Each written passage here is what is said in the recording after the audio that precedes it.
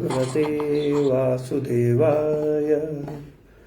ॐ अज्ञानतिमिरान्धस्य ज्ञानञ्जनशलाकया चक्षुरुन्मिलितं येन तस्मै श्रीगुरवे नमः।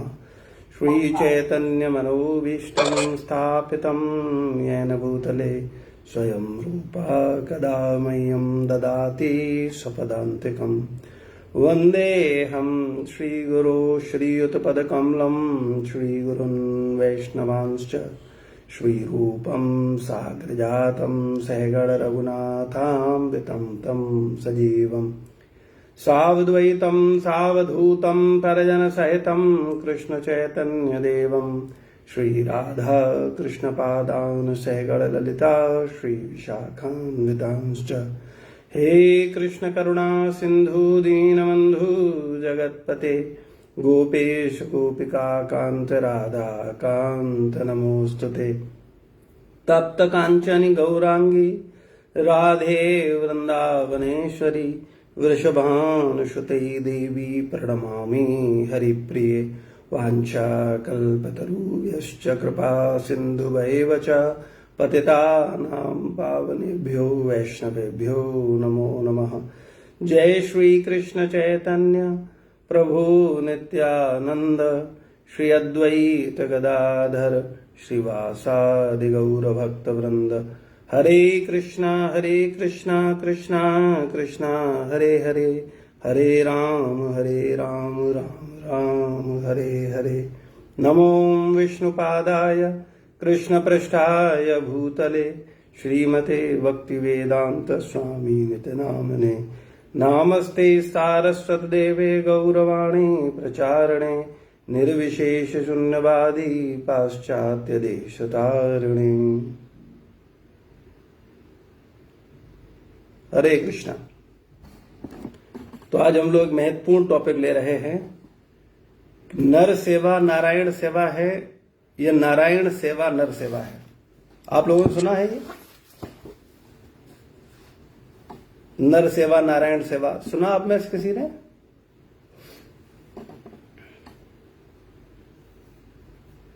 नहीं, एक दो लेक्चर्स में सुना है प्रभु जी, ऐसे तो नहीं सुना। अच्छा, नॉर्मल नहीं सुना। आप लोग यूएस रहते हो इसलिए शायद नहीं सुना। भारत में बहुत सुनने को मिलता है।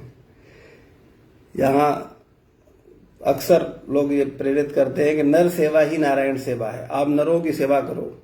आप नर अगर प्रसन्न हैं आपसे तो आपसे नारायण प्रसन्न हो जाएंगे। तो आपको क्या लगता है, ये सिद्धांत सही है कि गलत है, या एक ही बात है? नर सेवा ही नारायण सेवा है या नारायण सेवा नर सेवा है, या नर सेवा नारायण सेवा एक ही बात है, कोई अंतर नहीं है? नर सेवा नारायण सेवा तो नहीं है प्रभु जी। अगर नर सेवा नारायण सेवा होती तो अगर हम सभी लोगों को अगर खुश रख पाते, तो ऐसा तो होता नहीं है। हम तो अपने आप को ही नहीं खुश रख पाते। हाँ, बिल्कुल सही। तो कहाँ से खुश रख पाएंगे? अगर नर सेवा नारायण सेवा होती तो नरों की सेवा तो हम कर ही रहे हैं। वो नर परिवार के सदस्य हों, वो नर हमारी जाति के सदस्य हों, वो नर हमारे समाज के सदस्य हों, दीन दुखी हों, जरूरतमंद हों,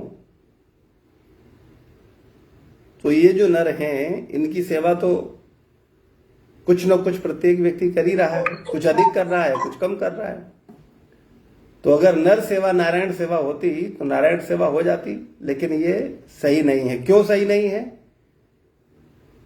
क्योंकि एक सिद्धांत है, नारायण प्रसन्न होते हैं तो सब प्रसन्न हो जाते हैं। जा पर कृपा राम की होई, ता पर कृपा करे सब कोई। जिस पर भगवान की कृपा होती है उस पर सब कृपा करते हैं। यानी अगर भगवान प्रसन्न हैं तो सब प्रसन्न हैं। और अगर कुछ नर प्रसन्न हैं, हालांकि वो भी संभव होता नहीं है, आप किसी एक नर को संतुष्ट करके दिखा दो जीवन में, है ना? जैसे माताओं के लिए उनके पति प्रमुख नर हैं, तो क्या लगता है आपको वो जीवन भर सेवा करने के बाद प्रसन्न हो जाएंगे? ढेरों उदाहरण हैं। संसार में किसी नर को प्रसन्न करना आसान नहीं। नारायण को प्रसन्न करना आसान है, लेकिन नर को प्रसन्न करना आसान नहीं है। तो नर सेवा कभी नारायण सेवा नहीं हो सकती। नारायण सेवा ही वास्तविकता में नर सेवा है।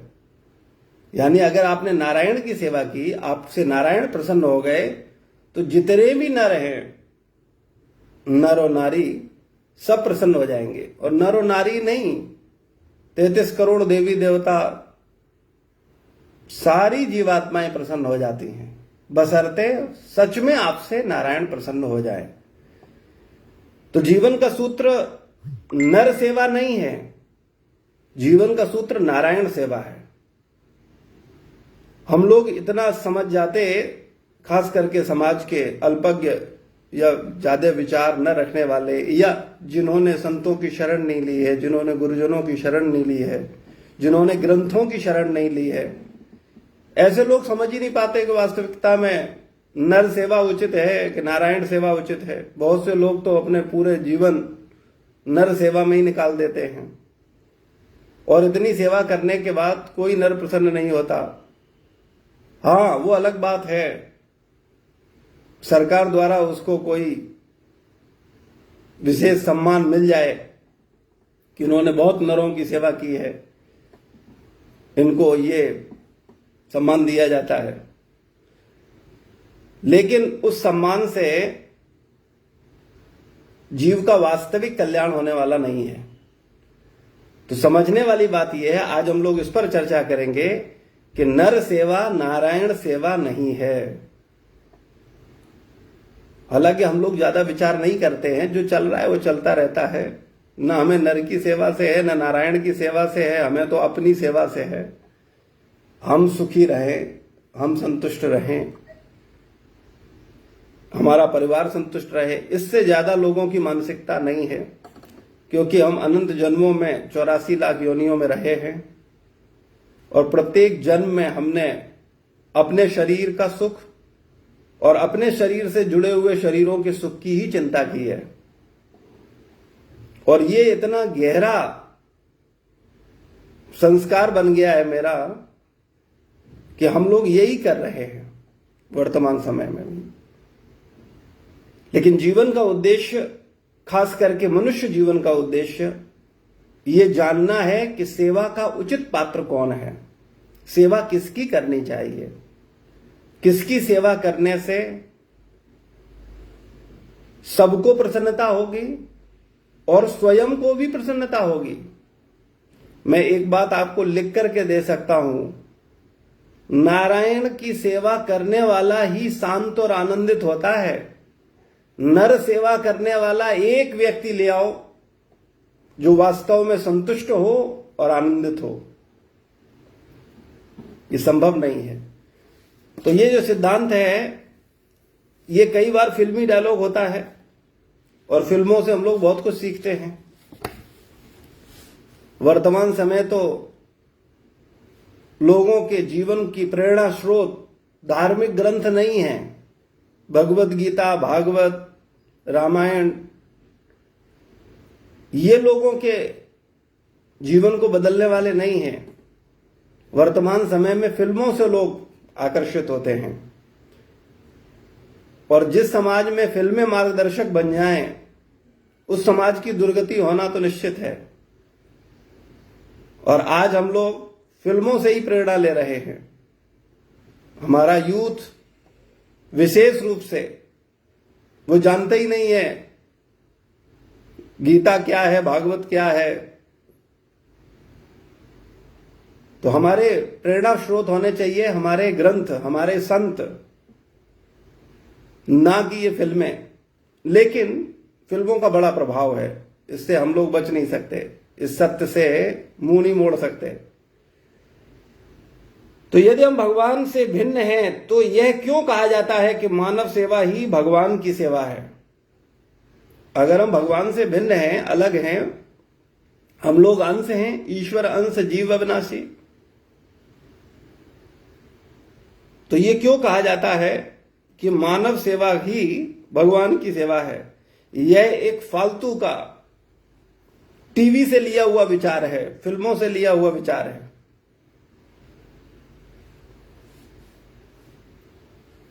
इसके विरुद्ध तर्क में हम लोग चर्चा कर सकते हैं कि वास्तविकता में नारायण सेवा ही नर सेवा है। नारायण की सेवा करना ही नर सेवा है, ना कि नर की सेवा करने से नारायण सेवा हो जाएगा। श्रील प्रभुपाद जी हम लोगों को समझाए श्रीमद् भागवत से कि अगर पीपल की जड़ को सींचा जाए तो पीपल के प्रत्येक पत्ते तक पोषण पहुंच जाता है। इसी प्रकार से हम सब मानव ही नहीं, प्रत्येक जीव मात्र के मूल भगवान नारायण हैं, भगवान श्री कृष्ण हैं। तो अगर हम उस मूल को सींचेंगे, उस जड़ को सींचेंगे,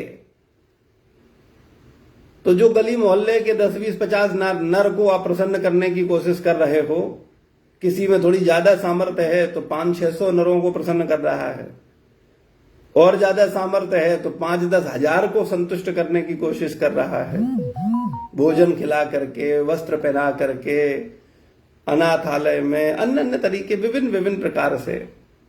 अच्छा है, सेवा करनी चाहिए, लेकिन केंद्र में भगवान होने चाहिए। नारायण सेवा ही केंद्र बिंदु होना चाहिए, ना कि नर सेवा। लेकिन भ्रमित जीवात्मा सत्य को स्वीकार करने में सामर्थ्यवान नहीं है, इसलिए वो अपने भ्रम के आधार पर ही जीवन जीता है। लेकिन वास्तविकता में नारायण सेवा ही वास्तविक सेवा है। तो अगर जड़ में आपने जल दिया तो सारे पीपल के पत्तों को जल मिल जाता है। इसी प्रकार से अगर आपने भगवान को प्रसन्न कर लिया तो आपसे समस्त जीव प्रसन्न हो जाएंगे। लेकिन हम लोग अपने मूल उद्देश्य से भटक जाते हैं, हम कुछ नरों को प्रसन्न करने में लग जाते हैं, और यह बड़ा व्यापक विचार है। अगर आप ध्यान पूर्वक अपने जीवन में या अपने कार्यकलापों पर ध्यान दो तो आपको उत्तर मिलेगा कि ईमानदारी से आप कुछ नरों को ही प्रसन्न करने की कोशिश कर रहे हो, क्योंकि नरों को आप देख रहे हो, नरों से आपको प्रतिक्रिया मिल जाती है तुरंत, वाह वाह बहुत अच्छा, अरे ये तो बड़ी पुण्यात्मा है, अरे आप तो बड़े आदर्श हो, आप तो बड़ा अच्छा काम कर रहे हो, और हमें ये वाहवाही चाहिए। इसलिए इस वाहवाही में फंस करके जो मूल नारायण सेवा है उसकी उपेक्षा हो जाती है। और कहीं ना कहीं हम अगर ध्यान पूर्वक देखें तो हम नर की प्रसन्नता में ही लगे हुए हैं, और उस नरों की प्रसन्नता में प्रमुख नर मैं स्वयं हूं। भाई मैं भी तो नर ही हूं, नारायण थोड़ी ही हूं। तो हम लोग क्या करते हैं, अपने को प्रसन्न करने में लगे हुए हैं। या तो अपनों को प्रसन्न करेंगे या अपने को प्रसन्न करेंगे, बस एक सूत्री कार्यक्रम अनंत जन्मों से। अपने को प्रसन्न करना और अपनों को प्रसन्न करना। तो अपन भी नर हैं और अपने भी नर हैं। तो नरों को प्रसन्न करके हम अपने आप को धोखा दे रहे हैं कि हम नारायण को प्रसन्न कर रहे हैं। वास्तविकता में यह बिल्कुल भ्रामिक विचार है, यह मूर्खतापूर्ण है। और वर्तमान समय में समाज आध्यात्मिक चेतना से बिल्कुल विमुख हो गया, उसे कुछ पता नहीं है, कुछ भी बोलो, कुछ भी बोलता है, इतना विचार करने का टाइम नहीं है उसके पास कि क्या सही है क्या गलत है। लेकिन वास्तविकता में सत्य नर सेवा नारायण सेवा नहीं है, नारायण सेवा ही नर सेवा है। विचार करिएगा, लेकिन अपनी बुद्धि से नहीं, आचार्यों की बुद्धि से, ग्रंथों के विचारों से। यदि भगवान प्रसन्न है तो नर अपने आप प्रसन्न हो जाएगा, क्योंकि आत्मा परमात्मा का अंश है। पर यदि भगवान प्रसन्न नहीं तो किसी को प्रसन्न करने का फायदा ही क्या है, क्योंकि जो सारे विश्व की सेवा करता है और अपने माता पिता की सेवा छोड़ देता है तो उसकी निंदा होती है कि नहीं होती है। कई बार हम देखते हैं बहुत सारे धूर्त अपने माता पिता की तो उपेक्षा करते हैं और समाज में कंबल बांटते हैं, भूखों को खाना खिलाते हैं, अनाथालय में जाके कुछ दान दे के फोटो खिंचवाते हैं और समाज को दिखाने की कोशिश करते हैं कि हम बड़े दानी हैं, बड़ी नर सेवा कर रहे हैं। लेकिन ऐसे धूर्त, ऐसे कपटी लोग जो माता पिता की उपेक्षा करके पूरे संसार की सेवा करने की कोशिश कर रहे हैं, ऐसे लोगों को वास्तविकता में निंदा ही हाथ लगती है, इनका कल्याण नहीं होता। ये धूर्त लोग हैं, ये लोगों से प्रशंसा चाहते हैं, पीठ थपथपाना चाहते हैं। इसीलिए ये माता पिता जो इनके जनक हैं, जिन्होंने उनको जन्म दिया है, जिनकी सेवा करना उनका मूल धर्म है, उनकी उपेक्षा करके, उनकी निंदा करके और समाज को प्रसन्न करने निकल पड़ते हैं। लेकिन क्या आप विचार करो, क्या ऐसा व्यक्ति सही है? कई बार हम में कम विवेक होने के कारण हम समझ नहीं पाते कि क्या सही और क्या गलत। एक विचार है, मैं आपसे शेयर करता हूं, आप सब लोग विचार करके बताओ। एक व्यक्ति भगवान का नाम नहीं लेता, भगवान का भजन नहीं करता, भगवान को जानने के लिए गीता का स्वाध्याय नहीं करता, संत महात्माओं की सेवा नहीं करता, उनकी शरण नहीं लिए है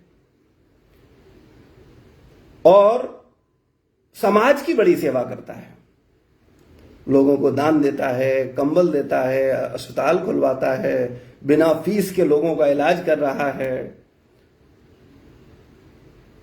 प्याऊ लगवा रहा है, वृद्धाश्रम खोल रहा है, कोई जरूरतमंद पहुंचता है उसको तुरंत मदद करता है। क्या विचार है? वो श्रेष्ठ व्यक्ति है? तो जो वर्तमान में बुद्धि है हमारे पास, जिस आधार पर हम सोचते और निर्णय लेते हैं, उसके आधार पर अगर देखेंगे तो लगेगा कि हाँ, अरे कितना, यही तो अच्छा कर्म है, कितना अच्छा कर्म कर रहा है वो, राम राम राम राम जपने से क्या होगा। ये वास्तविक भक्त है, ये वास्तविक में अच्छा इंसान है जो समाज की सेवा कर रहा है। और ये एक आलसी व्यक्ति जो एक तरफ बैठा हुआ बस केवल राम राम कर रहा है, भगवान को जानने और समझने की कोशिश कर रहा है और भगवान के आधार पर समाज की सेवा कर रहा है। तो हम जैसे बद्धजीवों को ऐसे व्यक्ति ठीक नहीं लगते। हमको लगता है नहीं, अच्छे इंसान, भले इंसान, आदर्श इंसान तो ये हैं। लेकिन आप विचार करो और विचार करके बताओ कि जिसने अपने माता पिता की उपेक्षा कर दी है और पूरे संसार को दान दे रहा है, सेवा कर रहा है, इसका मतलब वो नालायक है। इसी प्रकार से हम सब लोगों ने भगवान की उपेक्षा की है। वो हमारे परम पिता हैं, परम माता हैं। वो परम पिता परम माता की उपेक्षा करके हम संसार में लोगों की मदद कर रहे हैं, यानी नारायण को छोड़कर, नारायण की उपेक्षा करके केवल नरों की सेवा में लगे हैं। ऐसे लोग वास्तविकता में आध्यात्मिक दृष्टि से अंधे हैं। उन्हें पता ही नहीं है वास्तव में करना क्या चाहिए और कर क्या रहे हैं। तो हम सबको इस पर विचार करना चाहिए। भगवान को संतुष्ट करना ही असली सेवा है, वास्तविक सेवा है। लेकिन दुर्भाग्यवश जीव अपने को जानता ही नहीं है, इसलिए वो अपने को भगवान से जोड़ ही नहीं पाता है। वो अपने को शरीर मानता है तो शरीर से जुड़े हुए माता पिता से अपने को जोड़ता है, परिवार से अपने आप को जोड़ता है, समाज से अपने आप को जोड़ता है, जाति से अपने आप को जोड़ता है, देश, जिस देश में जन्म लिया उससे अपने आप को जोड़ता है। लेकिन जिससे वो वास्तव में जुड़ा है वहां से उसकी दृष्टि अंधी है। उसको विचार ही नहीं कर रहा कि वास्तविकता में वो परमात्मा का अंश है। तो उसका पहला कर्तव्य भगवान की सेवा करना है।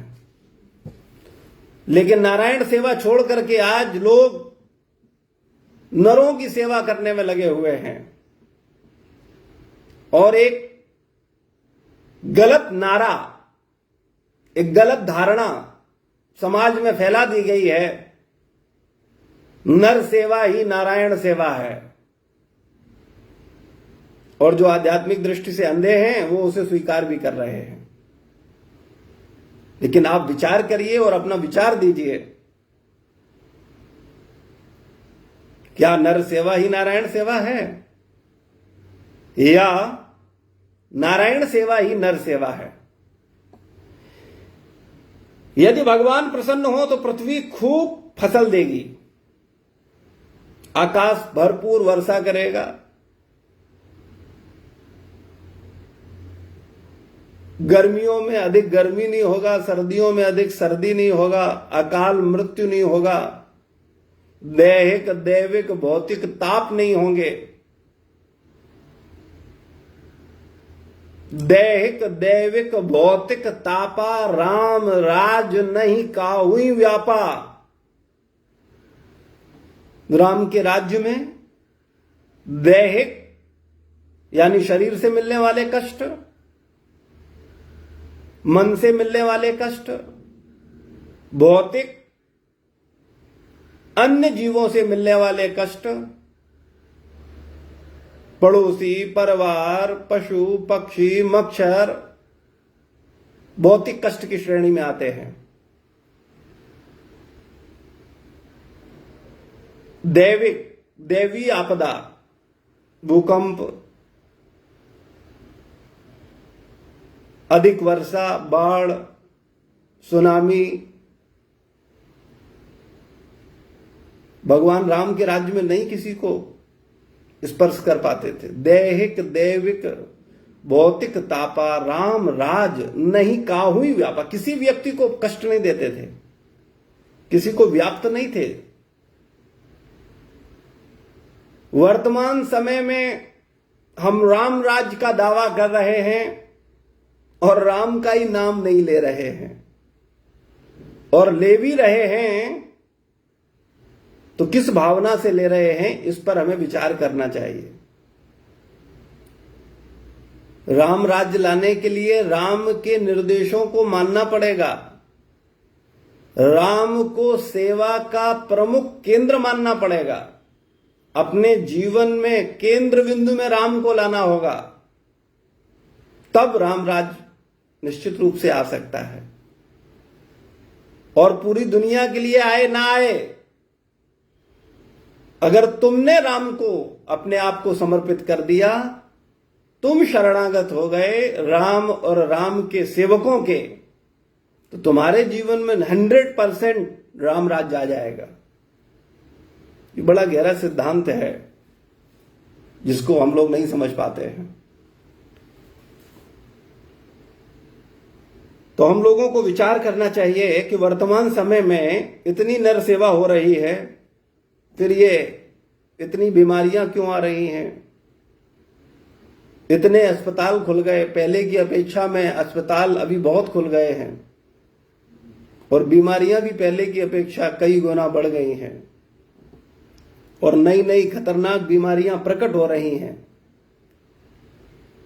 लाखों लोग मारे जा रहे हैं और इतनी प्रगति और समाज सेवी संस्थाएं होने के बावजूद हर कोई परेशानी और तनाव से घिरा है। जरा सोचिए, नर सेवा नारायण सेवा ठीक है या नारायण सेवा नर सेवा? नारायण सेवा से अपने आप नर सेवा हो जाती है। जड़ में जल देने पर पीपल के हर पत्ते को जल अपने आप मिल जाता है। ये नर सेवा नारायण सेवा बिचारी ठीक नहीं है, लेकिन मूर्खों को समझ नहीं आएगा। नारायण सेवा ही नर सेवा है।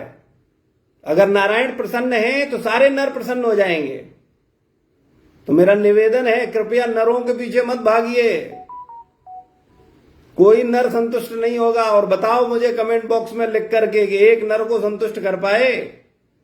नेता भी नर हैं, सामाजिक जीवन में जीने वाले प्रतिष्ठित लोग भी नर हैं और परिवार में भी नर हैं, समाज में भी नर हैं, जाति में भी नर हैं, हम स्वयं भी नर हैं। और इतने नरों की सेवा जब से पैदा हुए हो तब से अभी तक खूब हृदय से कर रहे हैं। एक भी नर संतुष्ट हुआ? अरे और सबको छोड़िए, आप अपने आप को ले लीजिए। इतनी सेवा तो आपने किसी नेता की नहीं की होगी, इतनी सेवा तो किसी समाज में किसी रिश्तेदार की नहीं की होगी। सबसे ज्यादा सेवा तो जो स्वयं नर आप हो, अपनी सेवा की है ना। तो अपने की इतनी सेवा करने के बावजूद क्या आप अपने आप को संतुष्ट कर पाए? अरे जब खुद ही संतुष्ट नहीं हुए तो और नर कहां से संतुष्ट होंगे? इसलिए मूर्ख धारणा से बाहर निकलिए। नर सेवा नारायण सेवा नहीं है, भ्रमित मत होइए। नारायण सेवा ही नर सेवा है। और ये मैं नहीं कह रहा, ये हमारे वेद बोल रहे हैं, संत बोल रहे हैं, ग्रंथ बोल रहे हैं। कृपया ग्रंथों की मानिए, संतों की मानिए, मूर्खों की मत मानिए। आज समाज की दुर्गति इसीलिए हो रही है कि हमने मूर्खों को नेता बना लिया है। नेता मीन्स जो नेतृत्व कर रहा है, जिसके निर्देशन में हम कार्य कर रहे हैं। मूर्ख के निर्देशन में कार्य करेंगे तो निश्चित रूप से हम आनंदित नहीं होंगे, अपना मनुष्य जीवन बर्बाद करेंगे। तो कृपया ग्रंथों की शरण लीजिए, भगवत गीता पढ़िए। ये कुत्ते बिल्लियों के लिए ग्रंथ नहीं है। और एक बात बोलूंगा, कुत्ते बिल्ली जैसी मानसिकता रखने वालों के लिए भी ये ग्रंथ नहीं है। ये केवल मनुष्यों के लिए है। अगर आप वास्तव में मनुष्य हैं तो मुझे कहने की आवश्यकता नहीं है, आप स्वाभाविक रूप से गीता की शरण लिए हुए होंगे, गीता को निश्चित पाठ करते होंगे। और अगर पशु मानसिकता वाले मनुष्य हैं, कुत्ते बिल्ली मानसिकता वाले आप मनुष्य हैं, तो गीता को पढ़ नहीं पाएंगे, क्योंकि कुत्ते बिल्ली नहीं पढ़ सकते। आपको बुरा लग रहा है तो अच्छी बात है, इसलिए अच्छा है क्योंकि आप अपना सुधार करोगे। एक भक्त का कार्य लोगों का मनोरंजन करना नहीं होता, उसको जगाना होता है, उसको सही भाव देना होता है। वो जो गलत मार्ग पर है उसको सही मार्ग पर लाना होता है। और ये जिम्मेदारी प्रत्येक सामाजिक व्यक्ति की होनी चाहिए। वर्तमान समय में हम देख रहे हैं कि प्रत्येक व्यक्ति अपनी वास्तविक सेवा से च्युत हो गया है, गिर गया है। इसीलिए समाज में अराजकता प्रदान हो रही है। तो कृपया समझिए, नर सेवा नहीं नारायण सेवा। लोग नारा देते नहीं थकते, नर सेवा नारायण सेवा, मानव सेवा माधव सेवा, और बेचारे जानवरों को मारकर उसका मांस खाते हैं। इतना ही नहीं, उनमें से कई तो बूचड़ खाने भी चलाते हैं। क्या जानवरों की सेवा माधव सेवा नहीं है? या मुर्ग मसल्ले की लत छोड़ी नहीं जाती, इसीलिए जीव सेवा नारायण सेवा की जगह नर सेवा नारायण सेवा का नारा लगा रहे हैं। क्या जीव सेवा नारायण सेवा नहीं है? केवल नर सेवा ही नारायण सेवा है। जीवों को तो काट रहे हैं, मार रहे हैं, खा रहे हैं, और एक विचार दे दिया, बोले नर सेवा नारायण सेवा है। और जीवों की सेवा क्या नारायण सेवा नहीं है? कितने निर्दयी होते हैं ऐसे नर सेवा करने वाले लोग। निर्दयी ही नहीं, कपटी, धूर्त, अथाह धन इकट्ठा करते हैं, झूठे एनजीओ को प्रोत्साहन करके अपनी जेबें भरते हैं, और मंत्रियों तथा कॉर्पोरेट्स का वोट बैंक बढ़ाते हैं। यह होता है जब भगवान की सेवा को मानव सेवा बना दिया जाता है। तब भगवान की सेवा को छोड़कर, भगवान की सेवा को गौड़ बनाकर यही होगा। और भगवत सेवा के बिना काम, क्रोध, लोभ, मोह, मद, मत्सर्य को जीतना असंभव है। ये नर सेवा से आपके काम, क्रोध, लोभ, मोह वश में होने वाले नहीं हैं। नारायण सेवा से ही कल्याण होगा। और जब तक यह रहेंगे तब तक चोरी और धोखे को कोई रोक नहीं सकता। ऐसे मनोकल्पित विचार केवल सुनने में अच्छे लगते हैं और शांति की झूठी तसल्ली भर देते हैं। नर सेवा से नारायण सेवा नहीं होती। नारायण सेवा के नाम पर केवल नर सेवा करने वाले असुर हैं, राक्षस हैं, और आसुरी भावनाओं से भरे अपना और विश्व का अकल्याण करते हैं।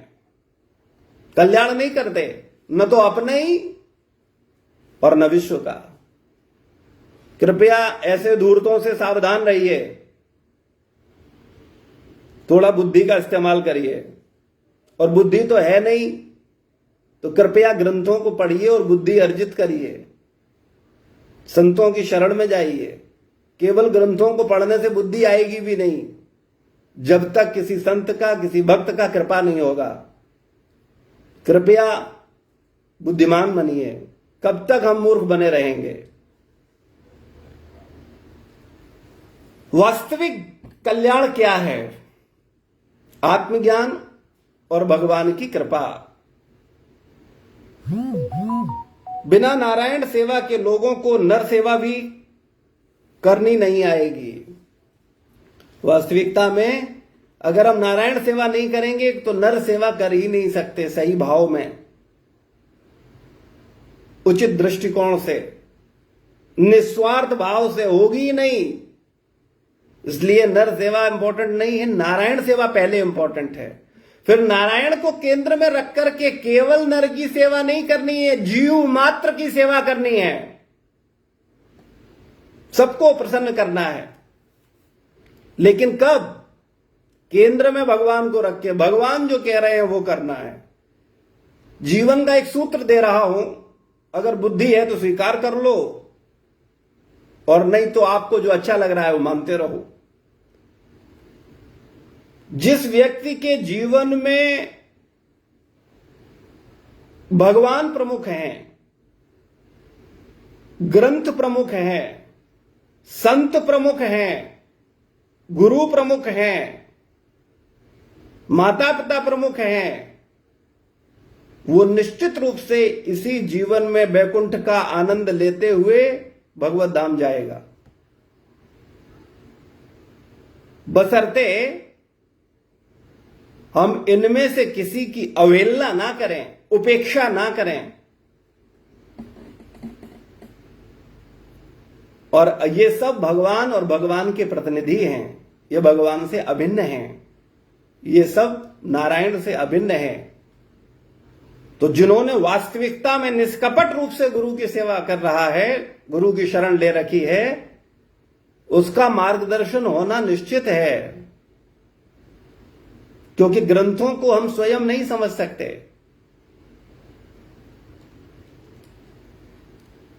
और भगवान हमारे कान में बोलने आएंगे नहीं। तो एक मार्ग बचता है, भागवत मार्ग। और भागवत का मतलब है भक्त भागवत।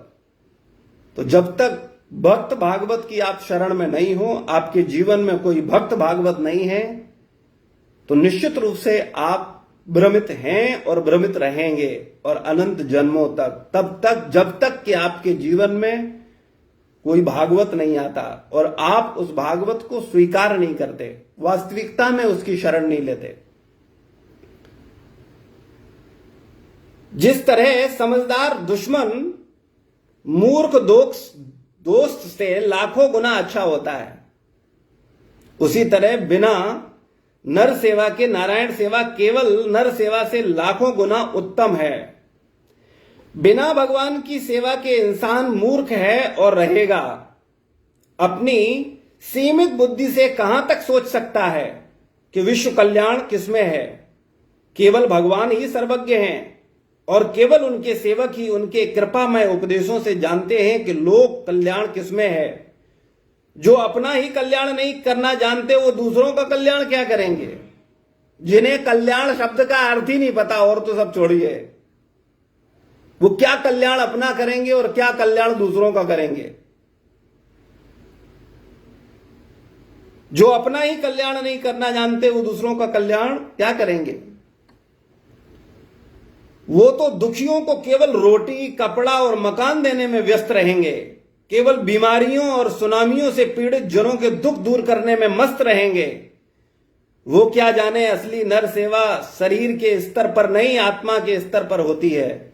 रोटी, कपड़ा और मकान तो एक दिन नष्ट हो जाएंगे, बीमारियां और सुनामियां कभी नष्ट होने का नाम नहीं लेंगी, पर आत्मज्ञान शरीर के स्तर से उठकर लोगों के शरीर से संबंधित इच्छाएं नष्ट कर देगा। इच्छाएं नष्ट होने पर शरीर की जरूरतें कम हो जाएंगी, शरीर की जरूरतें कम होने पर रोटी, कपड़ा और मकान में रुचि कम हो जाएगी, रुचि कम होने पर उनका समय और शक्ति इन चीजों को बटोरने में व्यर्थ नहीं जाएगी। समय और शक्ति की बचत और शरीर में रुचि कम होने से उनका ध्यान अब केवल खाने पीने, सहने वाले निम्न विचारों से उठकर उच्च विचारों की खोज में लग जाएगा। उच्च विचारों की खोज में लगा मन साधुओं का संग पाने के लिए लालायित हो जाएगा और साधुओं के संग से चित्त में जीवन के लक्ष्य को जानने के लिए उत्सुकता आ जाएगी और जीवन का लक्ष्य नारायण की सेवा और प्राप्ति के सिवाय और हो भी क्या सकता है। नर जीवन प्राप्त करके नारायण को प्राप्त करना ही मूल उद्देश्य है। कृपया बुद्धिमान बनिए। नारायण की कृपा से बीमारियां भाग जाएंगी, सुनामियां नहीं आएंगी। नारायण ही भगवान है और उनकी कृपा से क्या नहीं संभव हो सकता, और क्या इसी में मानव का असली कल्याण नहीं है? कृपया विचार करिएगा और अपना विचार मुझे कमेंट बॉक्स में जरूर दीजिए कि आपको क्या समझ आता है। क्या नारायण सेवा ही नर सेवा है या नर सेवा नारायण सेवा, मानव सेवा माधव सेवा? कृपया इस भ्रांत और मूर्ख धारणाओं से बाहर निकलिए। ये नर सेवा नारायण सेवा नहीं है, मानव सेवा माधव सेवा नहीं है। ये काल्पनिक विचार है जो मूर्खों तथा धूर्तों द्वारा दिया गया है। इसलिए कृपया बुद्धिमान बनिए, जानिए क्या माधव है, क्या नारायण है, और उनकी सेवा करने से आपका ही नहीं प्रत्येक व्यक्ति का कल्याण होगा। तो कृपया स्वयं अपने मनुष्य जीवन को बदलिए और अन्यों के जीवन में भी माधव को लाइए, नारायण को लाइए और अपना मनुष्य जीवन सफल करिए। ये मनुष्य जीवन हमें मिला है माधव की सेवा के लिए, नारायण की सेवा के लिए, क्योंकि हम नारायण के अंश हैं। जैसे ये हाथ इस शरीर का अंश है, तो ये हाथ क्या करता है? इस शरीर की सेवा करता है, खिलाता है, नहलाता है, धुलाता है, साफ करता है, कपड़े पहनाता है, सारी सेवाएं करता है, उच्च से लेकर निम्न तक। जैसे एक मां अपने बच्चे की करती है, मां बच्चे को नहलाती है, धुलाती है, खिलाती है, सुचाती है, सफाई करती है, उसका मल साफ करती है। इसी प्रकार से ये हाथ इस शरीर का अंश होने के कारण ये शरीर को नहलाता है, धुलाता है, सुचाता है, सब काम करता है, क्योंकि ये हाथ शरीर का अंश है, वो बालक मां का अंश है। तो इसी प्रकार से हम लोगों को यह समझना चाहिए कि यह हाथ जैसे शरीर की सेवा कर रहा है, इसी प्रकार से हम भी भगवान के अंश हैं, हमें भी भगवान की सेवा करनी चाहिए। और अगर हम भगवान की सेवा करेंगे तो निश्चित रूप से हम प्रसन्न हो जाएंगे।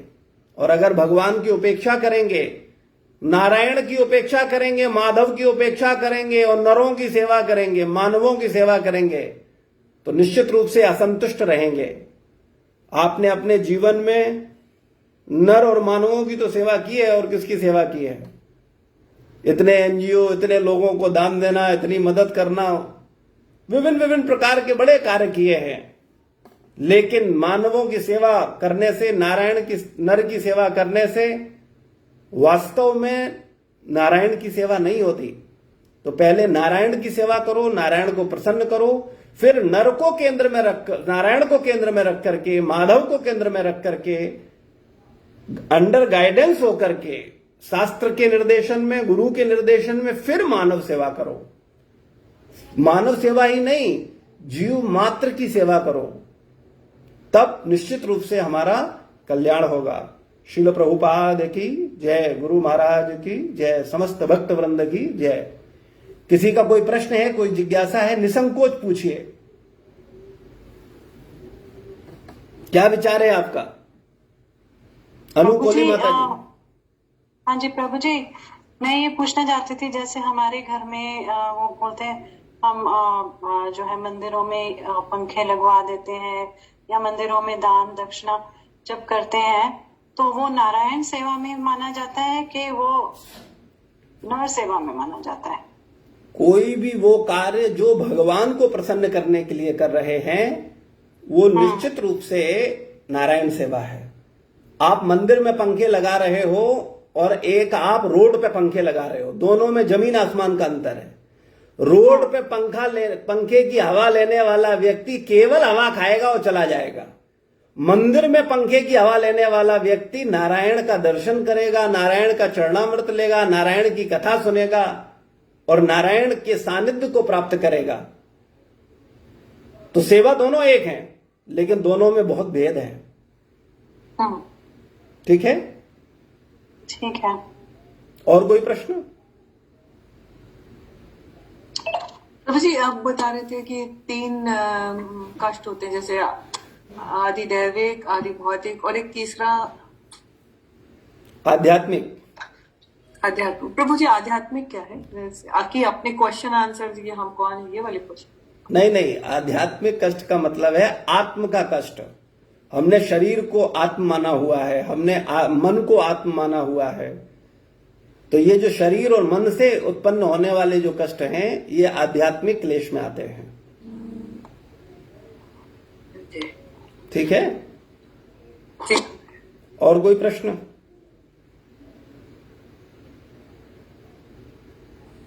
हरे कृष्ण प्रभु जी। हरे कृष्ण। मेरा एक प्रश्न है कि अगर कोई भक्ति नहीं जानता है, वो सिर्फ कर्म योग जानता है, तो क्या उसे आध्यात्मिक लाभ नहीं मिलेगा? कर्मयोग क्या है? आपने कर्म के साथ योग जोड़ दिया। कर्म योग ही तो भक्ति है। भक्ति और कर्म योग अलग नहीं है।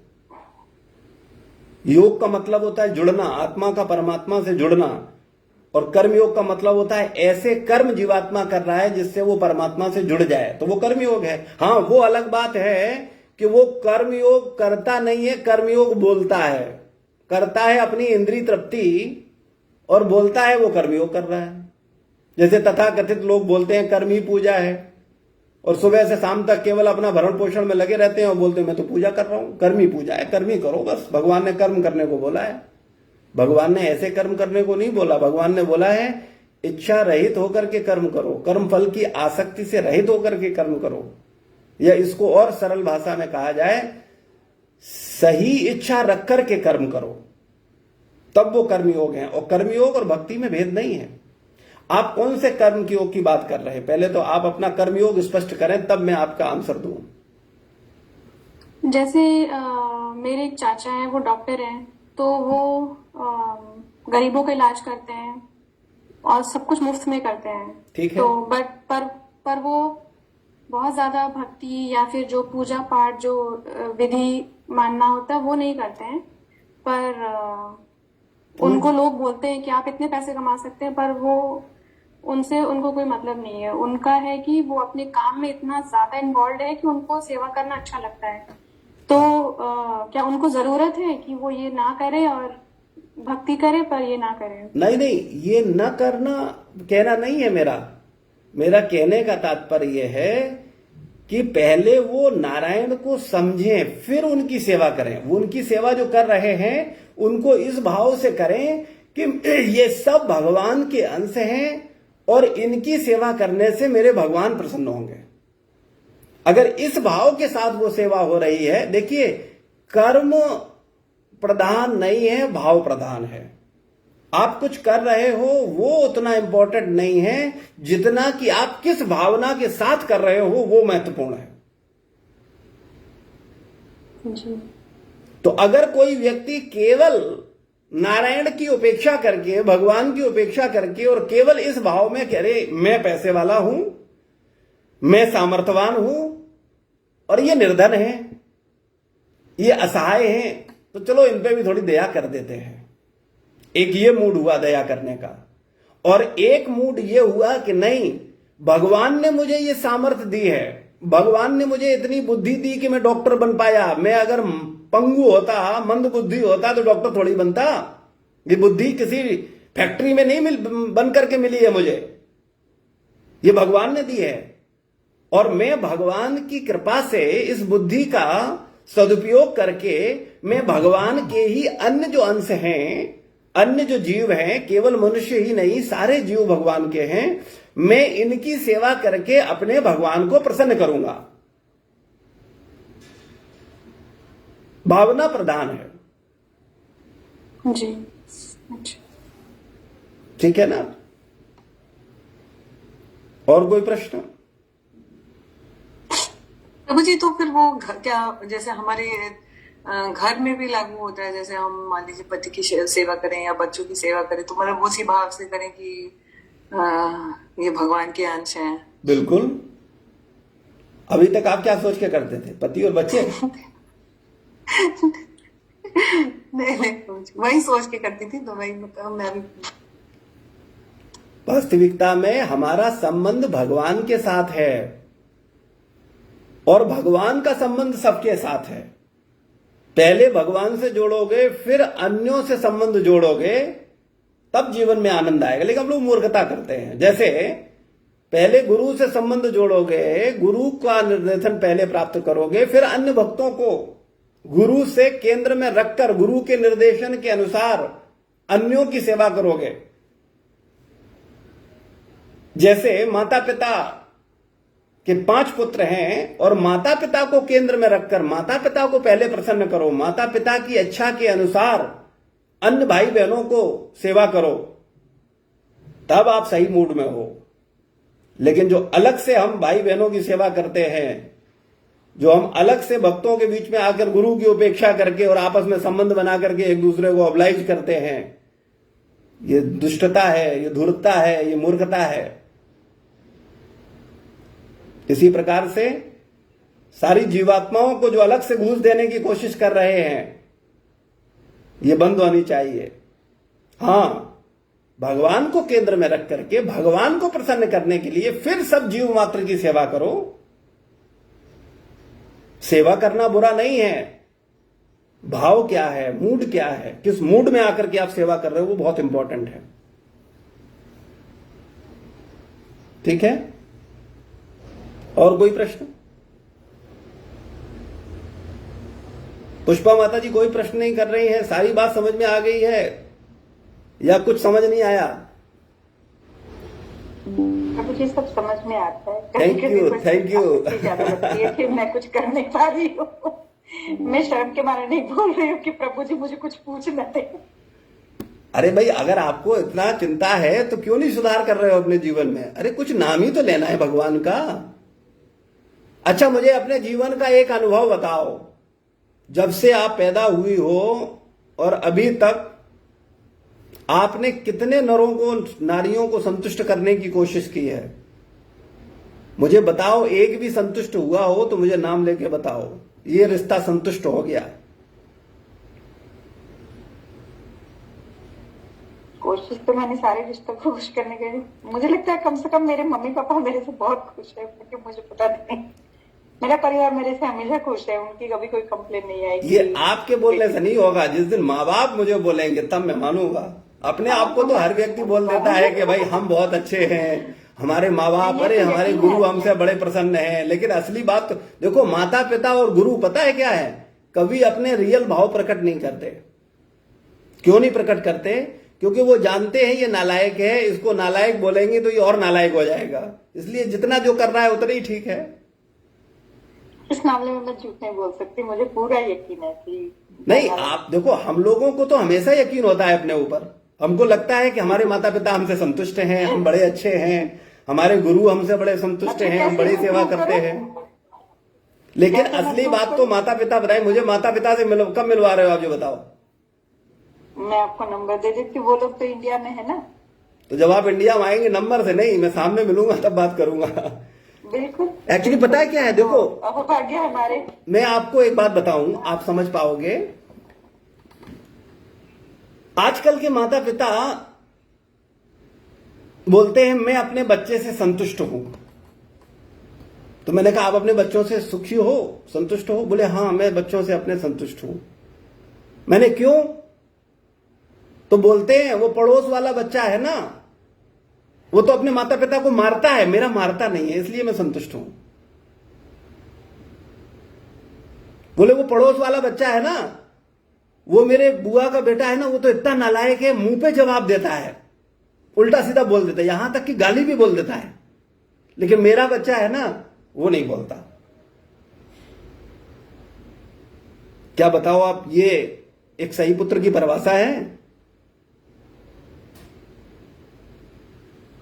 भैया बहुत गहराइयां हैं। एक बात ध्यान रखना, हम अपने आप को उतना नहीं जानते जितना कि गुरु हमें जानते हैं, संत हमें जानते हैं, ग्रंथ हमें जानते हैं, भगवान हमें जानते हैं। और हमारी प्रॉब्लम ही यह है कि हम अपने आप को ही जानने की कोशिश नहीं कर रहे हैं। सब कुछ जानना चाहते हैं, बस अपने आप को नहीं जानना चाहते हैं कि हम कितने अच्छे हैं और कितने बुरे हैं। कृपया अपने आप को पहचानने में समय लगाइए, कुछ समय अपने आप को दीजिए, लेकिन स्वतंत्र होकर के नहीं, गुरु के निर्देशन में अपने आप को पहचानने की कोशिश करिए। स्वयं अपने को पहचानोगे तो अनंत जन्मों में भी नहीं पहचान पाओगे। ठीक है, आप सभी लोगों का बहुत बहुत धन्यवाद अपना अमूल्य समय देने के लिए। शील प्रभुपाद की जय, गुरु महाराज की जय, समस्त भक्त वृंद की जय। निताई गौर प्रेमानंदे। हरि हरि बोल। हरे कृष्ण प्रभु जी। हरे हरे कृष्ण, कृष्ण प्रभु। हरे कृष्ण। हरे कृष्ण।